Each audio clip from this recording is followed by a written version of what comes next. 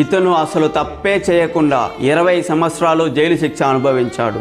విష్ణు తివారీ అనే అతను 23 సంవత్సరాలు ఉన్నప్పుడు రేప్ కేసులో అరెస్ట్ చేశారు. ఇది దగ్గర 2000లో జరిగింది. అప్పుడు ఆయన ఏజ్ 23.